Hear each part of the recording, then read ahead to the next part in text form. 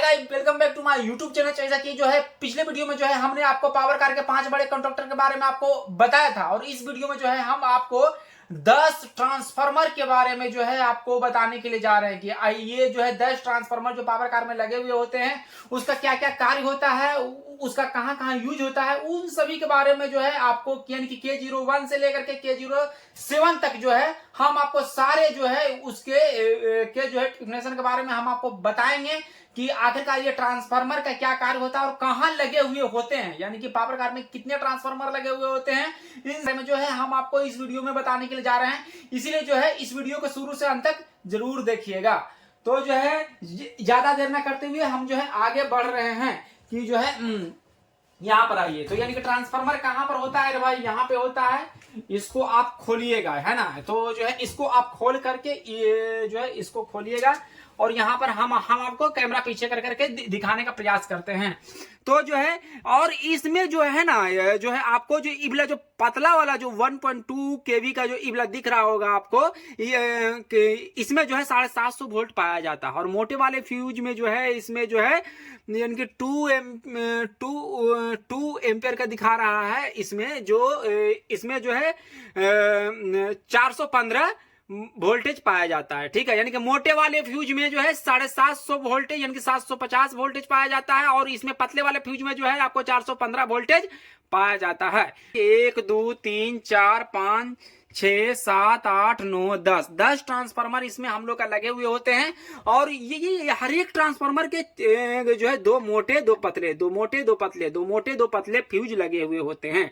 यानी कि एक ट्रांसफार्मर के 4 फ्यूज, इस ट्रांसफार्मर के 4 फ्यूज, इस ट्रांसफार्मर के 4 फ्यूज, प्रत्येक ट्रांसफार्मर के जो है 4 फ्यूज लगे हुए होते हैं। आप जो है यहाँ पर देख सकते हैं। ठीक है, तो अब जो है इन सभी के बारे में हम जानेंगे कि आखिरकार इन 10 गो ट्रांसफार्मर का नाम क्या होता है।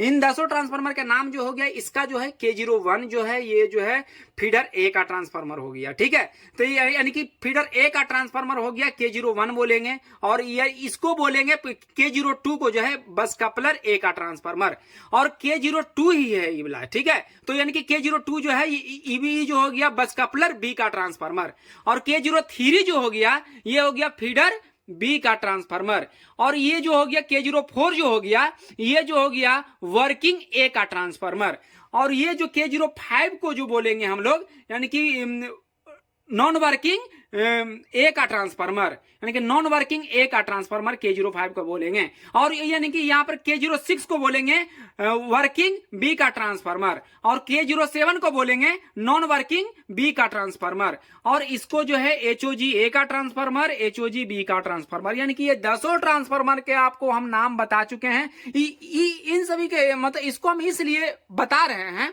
क्योंकि जो है अगर जब भी हमारा फीडर से रिलेटेड कोई भी समस्या रहेगा, फीडर का बटन दबा रहे हैं, अगर वो सही से नहीं दब रहा है, वो मतलब वो जो है मतलब फीडर का बटन जो है काम नहीं कर रहा है, तो जो है इन चारों फ्यूज को जो है हम लोग चेक करेंगे।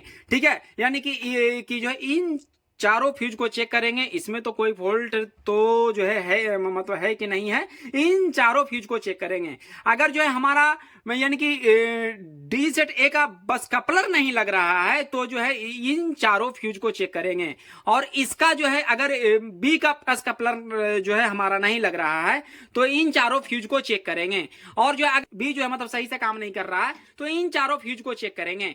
और जो यहाँ पर आप जो है देख सकते हैं कि UVR लिखा हुआ है। ठीक है ना, यानी कि under voltage relay. Under voltage relay के जो मतलब हो गया कि अगर हमारा जो है अल्टरनेटर जो है यानी कि ईजी सेट जो है हमारा 750 वोल्टेज देता है। ठीक है, यानी कि जो है 750 वोल्टेज देता है, 750 से अगर जो है वो 700 710 720 730 वगैरह दे रहा है तो UVR का यानी कि रेड कलर का इंडिकेशन यहाँ पर दिखाई देगा।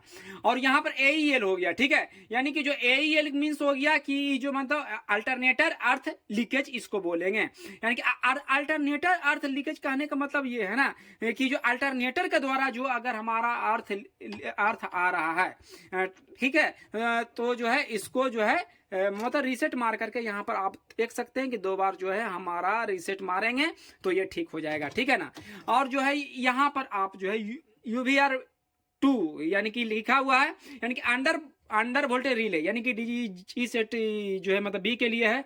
अगर 750 वोल्टेज से कम अगर इसमें सप्लाई आ रहा है तो ई वाला जो है ट्रिप डीजी अपने आप ट्रिप हो जाता है और रेड कलर का इंडिकेशन इसमें शो वगैरह करने लगता है। और यहाँ पर जो है AEL2 यानी कि डीजी सेट बी के लिए दिखाया गया है, यानी कि अल्टरनेटर अर्थ लीकेज रिले इसको बोला जाता है। और जो इसमें जो है अगर अल्टरनेटर के द्वारा कोई भी अर्थ आता है तो इसको जो है रीसेट मार करके यहाँ से आप जो है ठीक कर सकते हैं, ठीक है ना। ये सभी था।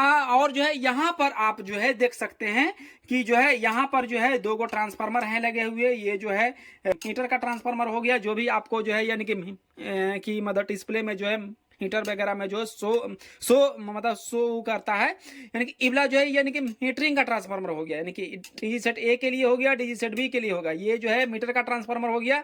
ये मतलब इसमें कोई फॉल्ट रहेगा तो आपका जो है एसीबी वगैरह नहीं लगेगा।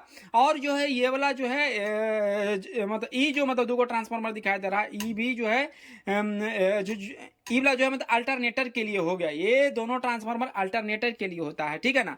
और इन सभी ट्रांसफार्मर में जो है इनपुट जो होता है इनपुट होता है 750 वोल्टेज होता है। और हम लोग मतलब इनपुट जो होता है 750 वोल्टेज होता है, हम लोग आउटपुट जो देते हैं 415 वोल्टेज हम लोग आउटपुट देते हैं, ठीक है ना। इन सभी ट्रांसफार्मर में यानी इनपुट जो है 750 वोल्टेज होता है और आउटपुट जो है 415 वोल्टेज हम लोग सप्लाई देते हैं। यही था, ये 10 गो ट्रांसफार्मर के बारे में हम आपको सारा कुछ बता दिए हैं। अगर फिर भी कोई प्रॉब्लम होता है तो आगे जो है एक और वीडियो बना करके हम आपको अच्छे से बता देंगे। थैंक यू, दैट्स ऑल दोस्तों।